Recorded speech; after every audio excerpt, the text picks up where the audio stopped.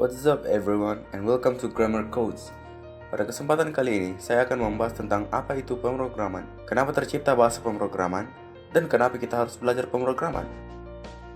Program komputer, yang dikenal dengan istilah software, dan dalam bahasa Indonesia artinya perangkat lunak, merupakan suatu kumpulan instruksi untuk komputer yang mendeskripsikan apa yang harus dilakukan oleh komputer secara detail. Yup, detail. Disinilah perbedaan dasar manusia dengan komputer. Jika kamu sedang mengobrol dengan temanmu, obrolannya mungkin seperti ini. Bro, pinjam pensilmu dong, nih. Bro, pinjam pensilmu dong. Mau yang warna biru atau yang warna hijau? Yang warna biru sini cepetan. Mau yang 2B atau mau yang HB? Yang 2B. Mau yang panjang atau yang udah pendek? Ya udah, terserah. Mau pinjam berapa lama?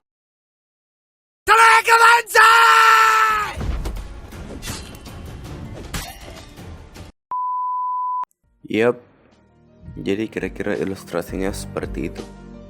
Komputer tidak bisa memahami bahasa manusia, sehingga diperlukan penggunaan bahasa komputer di dalam program komputer. Pemrograman adalah pembuatan suatu program yang dapat dieksekusi oleh suatu komputer agar dapat melakukan tugas-tugas yang diperintahkan.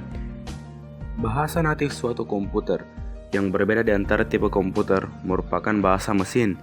Bahasa mesin adalah sekumpulan instruksi primitif. Instruksi-instruksi ini memiliki format kode biner yang hanya terdiri atas dua angka, yaitu 1 dan 0. Jadi dalam memerintah mesin untuk melakukan sesuatu, Anda harus memberikan kode biner. Pemrograman bahasa mesin merupakan proses yang melelahkan, karena program bahasa mesin sangat susah dipahami dan dimodifikasi. Bahkan, untuk menulis satu nomor saja, Anda memerlukan untuk menulis kode seperti ini.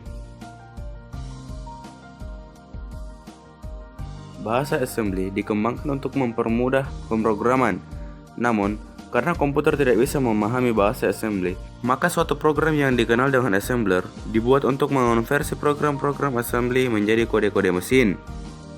Program assembly ditulis menggunakan nama-nama mnemonik yang gampang diingat untuk mempresentasikan instruksi-instruksi mesin. Tapi, ini memiliki kekurangan, tentu saja. Yaitu, karena bahasa mesin sangat bergantung pada jenis mesin yang digunakan, maka satu program assembly hanya bisa dieksekusi pada jenis-jenis mesin tertentu. Inilah alasan mengapa bahasa-bahasa pemrograman tingkat tinggi dikembangkan, yaitu dengan tujuan agar ketergantungan terhadap mesin tersebut bisa teratasi dan agar membuat pemrograman menjadi lebih mudah. Suatu program yang ditulis dengan bahasa pemrograman tingkat tinggi atau high level language disebut dengan kode sumber atau program sumber atau source code. Karena komputer tidak dapat memahami source code, maka suatu program yang dikenal dengan compiler atau translasi dari source code ke bahasa yang dapat dipahami oleh komputer itu dipakai untuk menerjemahkannya menjadi bahasa mesin. Program bahasa mesin tersebut kemudian dihubungkan dengan kode pustaka pendukung untuk menghasilkan suatu file yang dapat dieksekusi atau executable. Jadi, kenapa kita harus belajar programming? Everybody in this country should learn how to program a computer because it teaches you how to think. Belajar pemrograman tidak hanya membuat kamu tahu cara membuat aplikasi komputer, melainkan belajar pemrograman juga melatih kamu bagaimana menyelesaikan permasalahan dalam hidupmu secara sistematis. Pemrograman mengajarkanmu bagaimana untuk berpikir. Pemrograman bukan hanya untuk orang yang pintar dan jago matematika, tetapi pemrograman itu untuk orang yang punya kemauan yang tinggi untuk belajar. Kita semua tanpa sadar telah bergantung pada teknologi mutakhir yang menggunakan program sebagai panduan dan deskripsi bagi teknologi tersebut untuk melaksanakan tugasnya, yaitu mempermudah pekerjaan manusia.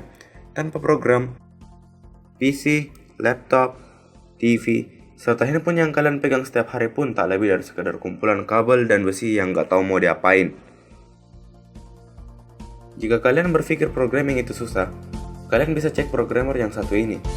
Dia adalah seorang tunawisma yang suatu hari sedang beristirahat usai berolahraga, dan kemudian ia didatangi oleh seorang programmer dengan dua tawaran sebagai berikut. Yang pertama, aku akan datang besok hari dan akan memberimu $100. Dan yang tawaran kedua, aku akan datang besok hari dan akan memberimu 3 buah buku pemrograman JavaScript, yaitu Beginner, Advanced, dan Expert. Sebuah laptop basic yang murah Serta aku akan mengajarimu pemrograman 1 jam sebelum aku bekerja setiap hari, kapanpun kamu siap. And yes, dia mengambil tawaran nomor 2. Di sini kita bisa lihat bahwa dia mengatakan aku suka menganggap diriku sebagai, mohon maaf, orang yang cerdas. See, it's only about perspective. Dan inilah dia dalam video promosinya setelah app yang dia buat telah available di Play Store dan di App Store. Untuk lebih lengkapnya tentang dia, kalian bisa cek videonya langsung, linknya ada di description. Jadi untuk sekarang cukup sekian dari saya. Apabila ada kesalahan dalam konten saya mohon dikritik agar membangun. And keep it up.